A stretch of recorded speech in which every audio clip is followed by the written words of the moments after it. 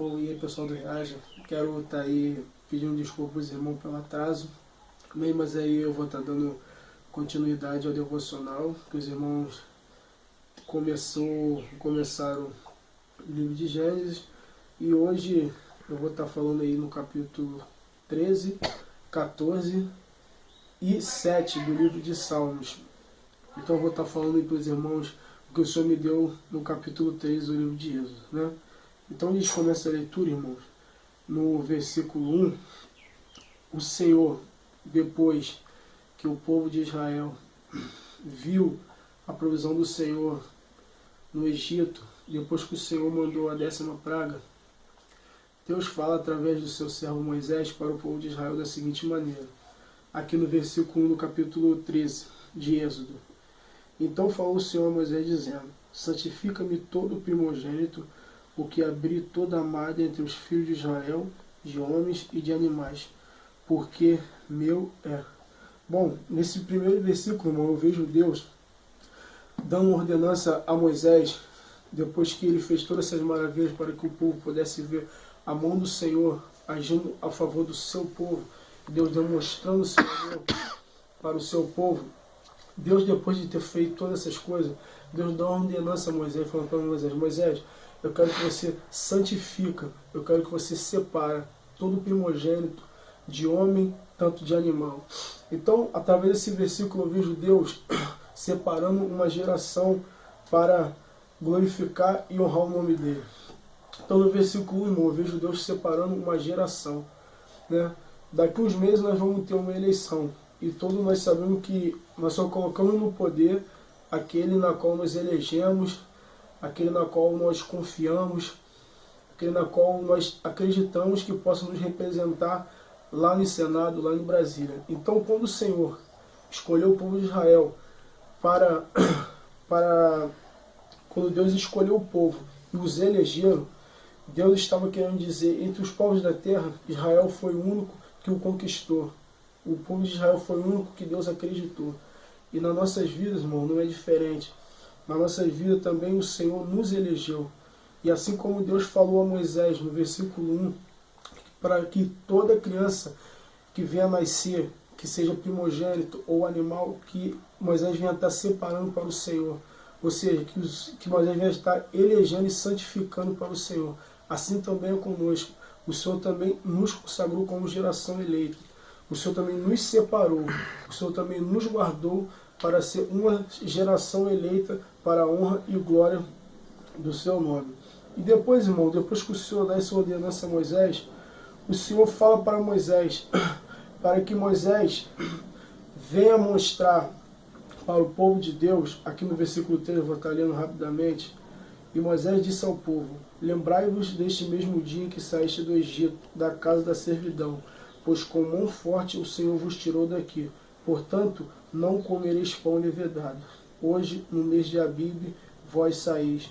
E acontecerá que quando o Senhor te houver metido na terra dos cananeus, dos heteus, dos amorreus, e dos heveus e dos jebuseus, a qual jurou a teus pais, que te daria terra que emana leite e mel. Guardarás este culto neste mês.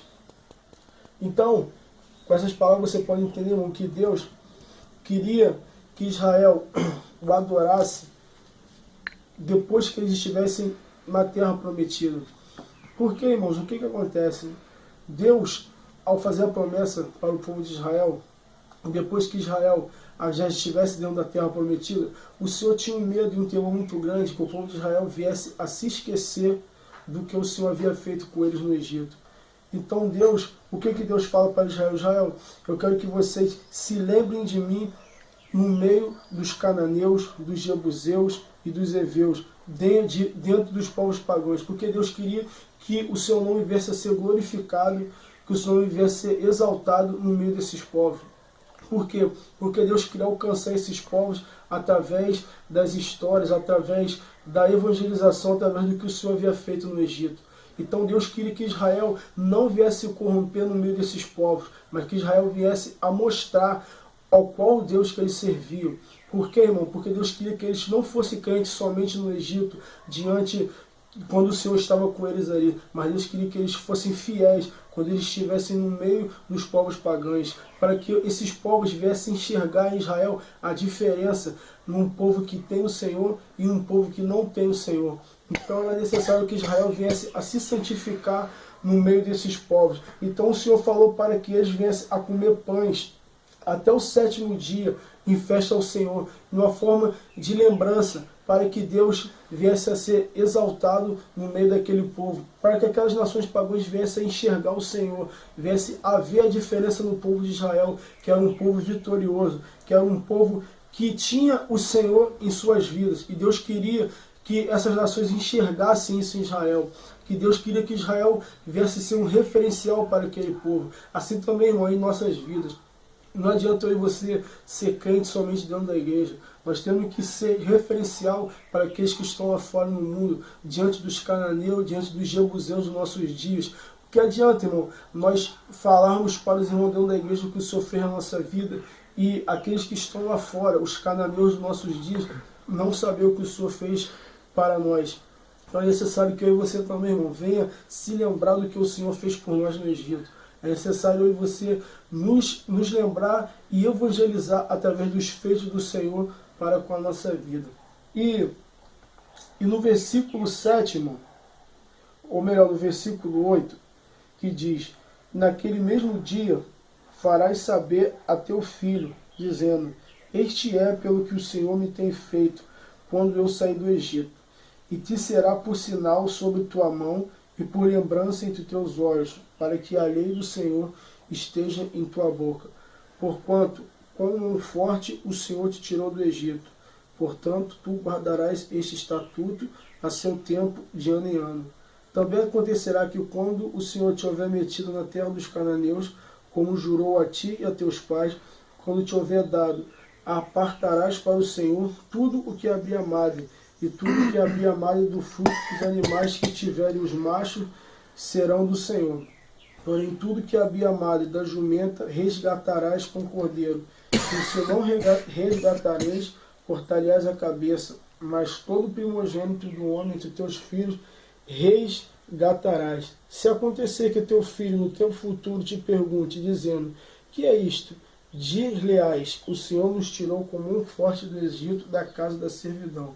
Porque sucedeu que, endurecendo-se Faraó para não nos deixar ir, o Senhor matou todos os primogênitos da terra do Egito, desde os primogênitos do homem até o primogênito dos animais. Por isso eu sacrifico ao Senhor os machos de tudo o que havia a madre, porém a todo primogênito de meus filhos eu resgato, e será por sinal sobre tua mão e por frontais entre teus olhos, porque o Senhor nos tirou do Egito com mão forte. Então, irmão, o que eu vejo aqui, principalmente no versículo 14, olha qual é a intenção do Senhor nisso. Se acontecer que teu filho no tempo futuro te pergunte dizendo: que é isto? Dir-lhe-ás: o Senhor nos tirou com mão forte do Egito, da casa da servidão. O Senhor queria, irmão, que os feitos dele passassem para as gerações vindouras, para que o Senhor não viesse a cair no esquecimento das gerações futuras, para que o Senhor não viesse a ser glorificado nos pais e nos filhos e nas gerações que viessem. Então, era da extrema vontade do Senhor que o povo de Israel nunca se esquecesse das suas raízes e nunca deixasse o que o Senhor fez por ele se esquecer.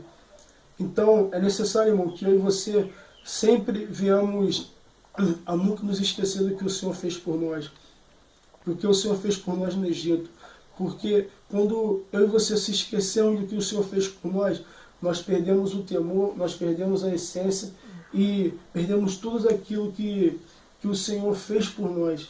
Então, é necessário que você não venhamos perder a nossa essência, não venhamos esquecer o que o Senhor fez conosco. Amém?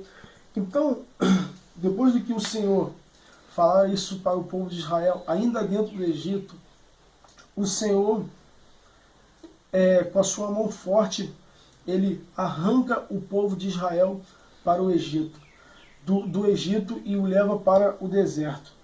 E eu vou estar lendo aqui no versículo 17, né, quando o Senhor tirou o povo de Israel do Egito. E aconteceu que, quando o Faraó deixou ir o povo, Deus não os levou pelo caminho da terra dos filisteus, que estava mais perto. Porque Deus disse: para que, porventura, não se arrependa vendo a guerra e tornem ao Egito. Mas Deus fez rodear o povo pelo caminho do deserto, perto do Mar Vermelho, e subiram os filhos de Israel da terra do Egito armados. Quando Deus fez todas essas maravilhas no Egito e deu as ordenanças a Moisés para que o povo viesse a santificar os seus primogênitos, tanto de homem quanto de animais, o Senhor deu ordenanças para que o povo não viesse a se corromper no meio dos ímpios e que eles nunca deveriam esquecer de onde o Senhor os havia tirado. Agora o Senhor resolve os tirar do Egito. E quando Deus tira Israel do Egito, Israel tinha um foco. Israel tinha um foco no Senhor, que era a terra prometida na qual o Senhor os havia prometido.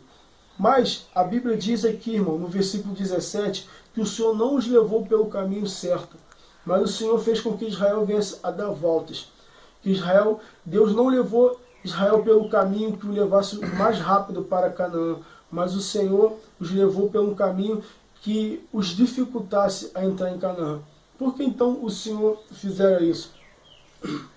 Irmão, Israel havia passado praticamente 450 anos dentro do Egito.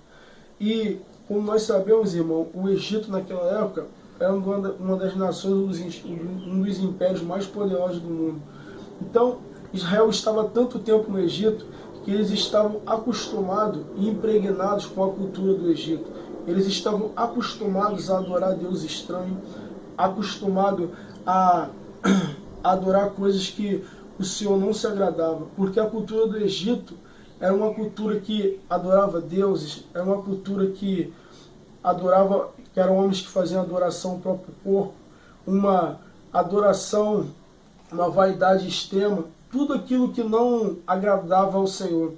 Então, como é que Deus ia levar um povo desse para uma terra santa? Como é que Deus iria levar um povo desse para dentro de uma terra que emana leite e mel? Então, era necessário que Israel viesse a ser provado dentro do Egito, dentro do deserto. Muitos homens, irmão, nos dias de hoje, dizem que o deserto é um lugar de prova. Mas, na verdade, o deserto significa a nossa caminhada cristã. Então, a nossa caminhada cristã é como o deserto. Como Israel, irmão, eu e você também temos um foco, que é entrar um dia na terra prometida, na qual o Senhor nos prometeu, que é Jerusalém Celestial. Mas como Israel, o Senhor, na nossa caminhada cristã, usa o deserto para nos moldar. O Senhor usa o deserto para nos moldar e nos colocar da forma que Ele deseja e da forma que Ele quer. Mas é necessário que eu e você, irmão, venhamos entender que o deserto não é um lugar de sofrimento, mas que o deserto é um local onde o Senhor colocou para nos aperfeiçoar, nos preparar, para que um dia eu e você possa entrar dentro da terra prometida, da qual o Senhor nos preparou, da qual o Senhor tem nos preparado para entrar nessa terra.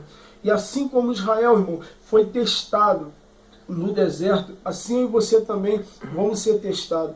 Mas o que eu e você temos que entender, irmão, que tem uma promessa sobre nossas vidas, que é a terra prometida, que é a terra na qual o Senhor separou para um dia eu e você entrarmos lá dentro. Porque, irmão, o mundo nos prega que a maior alegria é você ser uma pessoa rodeada de mulheres, de dinheiro, ou de coisas na qual o Senhor não se agrada. Mas a maior alegria que eu e você temos que ter é sabermos que o nosso nome foi escrito no livro da vida.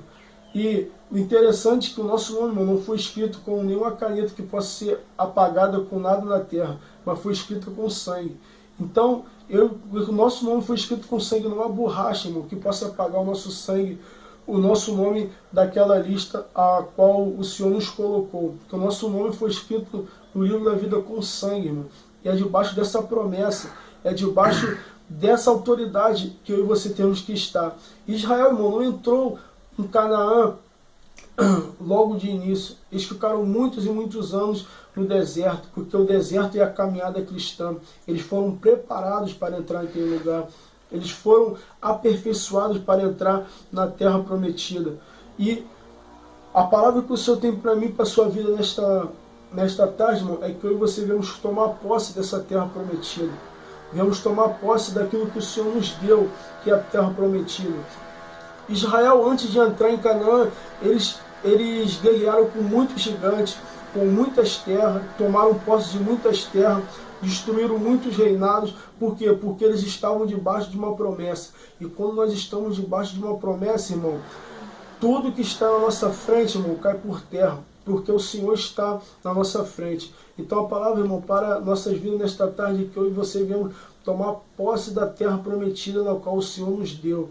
Que nós viemos tomar posse, de tudo aquilo que o Senhor tem prometido para nós. E que eu e você não viemos ficar olhando para as dificuldades, e nós não viemos olhar para os gigantes que se levantam no nosso caminho, mas que nós viemos olhar para o alvo, que é a terra na qual o Senhor nos prometeu, que é a terra na qual um dia eu e você estaremos lá.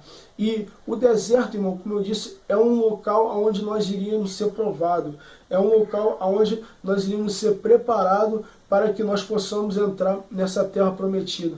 Mas, como eu disse, o deserto é um local onde nós vamos ser provados. E foi assim que Deus fez com o povo de Israel ali naquele deserto. Logo depois que o Senhor mandou o povo de Israel sair do Egito, Deus deu uma...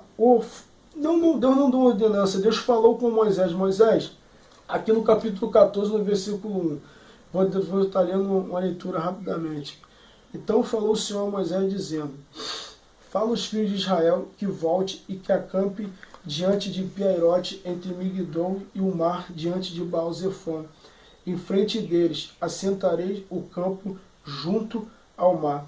Então Faraó dirá dos filhos de Israel: estão embaraçados na terra, o deserto os encerrou, e eu endurecerei o coração de Faraó, para que os persiga, e serei glorificado em Faraó. E todo o seu exército saberão os egípcios que eu sou o Senhor. E eles fizeram assim.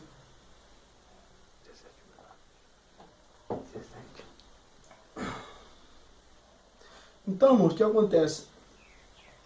Quando Israel estava no Egito, Deus fala para Moisés: Moisés, eu vou provar meu povo. Eu imagino Moisés conversando com Deus, e Deus falando para Moisés: eu vou suscitar no coração de Faraó, para que eles venham perseguir Israel. Imagino que quando Deus falou isso para Moisés, irmão, Moisés não entendeu. Mas Deus, no seu coração, levou Israel para o deserto para ser provado, para serem aperfeiçoados.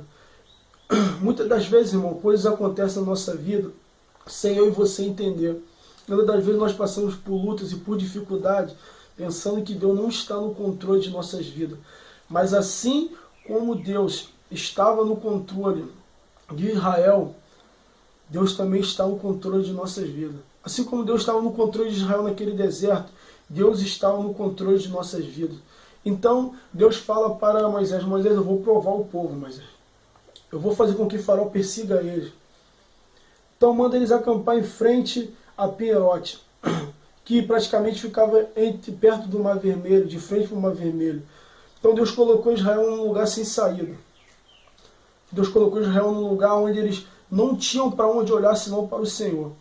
E o interessante, irmão, que quando Israel andava pelo deserto, o Senhor usava uma nuvem, que o nome dessa nuvem se chama Shekinah. E essa nuvem, ela guiava o povo de Israel. Ela guiava o povo de Israel naquele deserto. E ali no deserto tinha povos que eram nativos daquele lugar, que eram os beduínos, que eram homens que andavam no deserto. E eles andavam naquele deserto junto com o povo de Israel, não praticamente junto, mas andavam naquelas regiões. E Deus tinha um cuidado tão grande com Israel, que Deus colocou uma nuvem, que essa nuvem se chamava Shekinah. E essa nuvem era tão interessante, irmão, que, como nós sabemos, do deserto é 8 ou 80, ou é calor demais ou é frio demais. Durante o dia, quando estava muito calor, o Senhor colocava essa nuvem em cima do povo de Israel, para que eles não viessem a ser queimados, para que eles não viessem a ser queimados, para que eles não viessem a ter câncer, não ter problemas de pele com aquele sol. Então o Senhor colocava aquela nuvem para proteger Israel. Israel andava como num ar-condicionado, com um carro com ar-condicionado ligado dentro do deserto, porque o Senhor cuidava deles. E da mesma forma, ao lado de Israel estavam esses nativos, beduínos, que estavam sofrendo com o calor daquele deserto. Quando chegava a noite, irmão, que o frio era intenso, aquela nuvem ela se transformava numa imensa tocha de fogo, fazendo com que o povo de Israel viesse a se aquecer naquele deserto. E esses mesmos beduínos estavam no meio de camelos, com medo do frio, sofrendo com muito frio. Quando Israel ficava por muito tempo, quando Deus queria que Israel ficasse por muito tempo em um lugar acampado, aquela nuvem pairava e ficava sobre o arraial dos israelitas. Podia ficar por 2, 3 meses, mas quando Deus queria que Israel saísse daquele lugar, aquela nuvem se levantava e Moisés, como homem de Deus, sabia que Deus queria que o povo saísse daquele lugar. Essa nuvem, irmão, eu vejo como Deus nos direcionando no meio do deserto. Porque Israel não sabia para onde ir, Israel não sabia a quem adorar, porque Israel estava há muito tempo no Egito. Então eles conheciam um Deus de lenda. Eles só conheciam Deus através do que os seus pais contavam para eles. Então no deserto, irmão, foi o lugar onde eles teve experiência com Deus. Então, nós podemos ver, irmão, que o deserto não é um local onde nós só vamos sofrer, mas é um local onde nós vamos ter experiência com Deus. E foi no deserto onde o Senhor deu para Israel experiências com Ele. Foi no deserto que Israel teve experiências com o Senhor. E essa nuvem, irmão, veio para Israel para que Israel viesse a ser cuidada, para que Israel viesse a ser direcionada para o Senhor, pelo Senhor. Ou seja, essa nuvem veio para direcionar, irmão, para aquecer, para guiar Israel naquele deserto. E é assim que o Espírito do Senhor age em nossas vidas também. O Senhor veio para nos guiar, para nos guardar e para nos direcionar para onde nós vamos e para qual o propósito dele em nossas vidas. E logo depois, irmãos, que Deus falou para que Israel viesse a sair daquele lugar, porque o faraó ia atrás deles, o faraó ia perseguir o povo de Israel. Então, Deus levou para Israel até esse lugar de Piaiote. E a Bíblia diz que quando o faraó chegou perto daquele lugar, o Senhor colocou a Shekinah entre o povo de Israel e faraó para que viesse dificultar a visão de faraó. Então o faraó viu, não conseguia enxergar o povo de Israel. Mas teve uma hora que Deus tirou aquela nuvem diante de Israel e de faraó. Então o povo de Israel conseguiu enxergar faraó perto deles. E foi então o momento que Israel começou a murmurar ao Senhor no capítulo 14 e no versículo 11, dizendo: E disseram a Moisés: Não havia sepulcros no Egito para nos tirares de lá, para que morramos nesse deserto, porque nos fizeste isto que nos tem tirado do Egito. Não é esta a palavra que temos falado no Egito, dizendo: Deixa-nos que sirvamos aos egípcios, pois que melhor nos fora servir aos egípcios do que morrermos no deserto.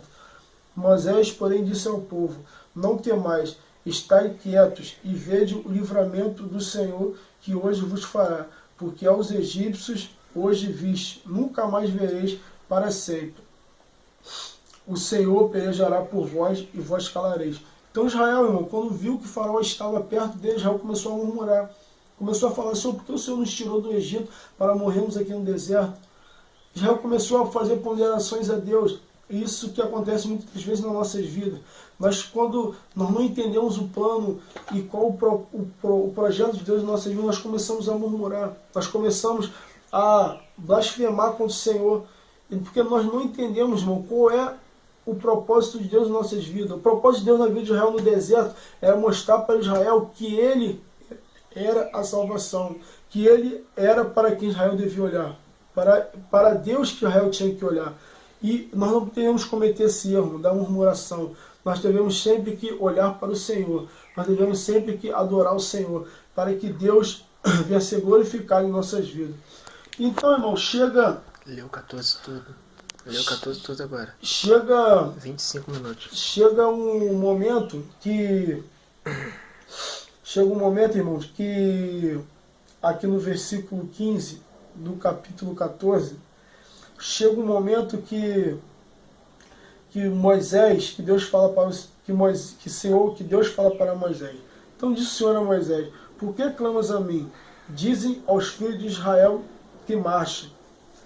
Ou seja, irmão, às vezes é necessário agir em vez de adorar. Às vezes, irmão, é necessário nós tomarmos uma atitude, porque Israel estava com medo. Israel estava apreensivo com medo de Faraó. É engraçado, irmão, que essa última palavra que Deus fala para Moisés, falando, diz aos filhos de Israel que marchem. Irmão, nós sabemos que a palavra marchar é quando uma tropa está marchando em direção ao inimigo. Se você teve a oportunidade de ver desfiles, você pode ver que quando alguém dá ordem para a tropa marchar, é a ordem de combate, é a ordem de atacar. Então Deus estava falando para Israel, Israel, marche, Israel, prossiga, não para, prossiga. E a igreja, irmão, é um veículo que não tem marcha ré, não tem ponto morto. A única direção da igreja é prosseguir, é marchar, é à frente. E qual a única coisa que pode parar um veículo? É quando o veículo está sem combustível. E nós sabemos que o combustível, irmão, que é o poder de fazer a igreja andar e prosseguir para frente, é a unção de Deus, é o Espírito Santo de Deus. E quando eu e você queremos parar, irmão, nós temos que ver que tipo de combustível nós temos enchido nas nossas vidas. Nós temos que ver qual tipo de combustível que eu e você temos bebido.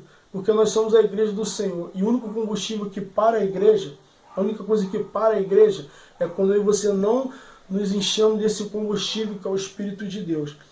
Então, é necessário que eu e você, irmão, venhamos a ter atitude de cristão, ter atitude de servo do Senhor. Amém? E Deus dá uma ordenança para Moisés. E tu, levanta a tua vara e estende as tuas mãos sobre o mar, e fende-o para que os filhos de Israel passem pelo meio do mar em seco. E eis que endurecerei o coração dos egípcios, para que entrem neles atrás deles. E eu serei glorificado em Faraó, e em todo o seu exército, e nos seus carros, e nos seus cavaleiros.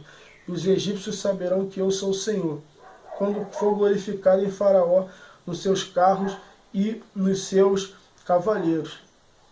Então, irmãos, para nós encerrarmos aqui essa parte do livro de Êxodo, nós podemos ver então o que Deus fez para o povo de Israel. Quando nós sabemos a história, nós sabemos que Israel, que o Faraó veio até Israel, Israel entrou dentro do Mar Vermelho, através da vara que Moisés estava em suas mãos, Israel entrou dentro do Mar Vermelho. E Faraó, junto com seus soldados, entraram junto com eles dentro do Mar Vermelho. E o Senhor, depois que Israel atravessou, o Senhor fechou o Mar Vermelho, fazendo com que Israel morresse dentro, fazendo com que os egípcios morressem dentro daquele mar. Ou seja, Deus mostrou para Israel que ele tinha o controle da situação. Deus mostrou para Israel que ele tinha o controle da sua vida. Deus tinha o controle daquela situação. Então é necessário, irmão, diante da dificuldade, diante de Faraó, diante dos egípcios, diante daquelas pessoas que querem nos parar, é necessário nós entendermos que Deus está no controle da situação, que Deus está no meio do deserto, que o Senhor tem nos guiado no meio desse deserto. E agora, irmão, vou estar lendo o Salmo 7 aqui rapidamente, para estar encerrando. Eu já falei muito, né? Para estar encerrando aquilo que o Senhor fez com aqui o Senhor me deu aqui através dessa palavra. Amém? Vou estar lendo aqui rapidamente. 30 minutos. Que a mão do Tiago está cansada. Amém? Versículo 7 aqui. Senhor meu Deus, em ti confio. Salve-me todos que me perseguem e livra-me, para que ele não arrebate a minha alma como leão, e despedaçando-a sem que haja quem a livre. Senhor meu Deus, se eu fiz isto, se há perversidade nas minhas mãos, se paguei com o mal aquele que tinha paz comigo, antes livrarei ao que me oprimia sem causa. Persiga o inimigo a minha alma e alcance, calque aos pés a minha vida sobre a terra e reduza a pó a minha glória. Levanta-te, Senhor, na tua ira, exalta-te por causa do furor dos meus opressores, e desperta por mim para o juízo que ordenaste. Assim te rodeará o ajuntamento dos povos por causa deles, pois volta às alturas. O Senhor julgará os povos. Julgue-me, Senhor, conforme minha justiça e conforme a integridade que há em mim. Tenha fim a malícia dos ímpios, mas estabelece o justo, pois tu, ó justo, Deus prova os corações e os rins. O meu escudo está com Deus, que salva os retos do coração. Deus é um juiz justo, um Deus que se ira todos os dias. Se o homem não se converter, Deus afiará sua espada. já tem amado o seu arco e está aparelhado. E já para ele preparou armas mortais e porá em ação as suas setas inflamadas contra os perseguidores. E eis que esse está com dores de perversidade, concebeu trabalhos e produzirá mentira. Cavou um poço e o fez fundo, e caiu na cova que fez. A sua obra cairá sobre a sua cabeça, e a sua violência descerá sobre a sua mioleira. Eu louvarei ao Senhor segundo a sua justiça, e cantarei louvores ao nome do Senhor Altíssimo. Então, irmão, esse salmo aqui é um salmo na qual Davi ele se prostra diante do Senhor. Quando nós lemos esse salmo, nós entendemos por que o Senhor falou que Davi, junto com Moisés, era um dos homens que Deus fez referência na palavra, que disse que é um homem segundo o seu coração. Davi ele tinha facilidade de se prostrar diante do Senhor e reconhecer que Deus era maior na vida dele e que ele não era nada, que ele não era ninguém sem o Senhor. Ou seja, nesse salmo nós podemos entender, irmão, que Deus era na vida de Davi, porque Davi se prostrava, porque Davi se humilhava, porque Davi ele reconhecia a sua condição de pecador.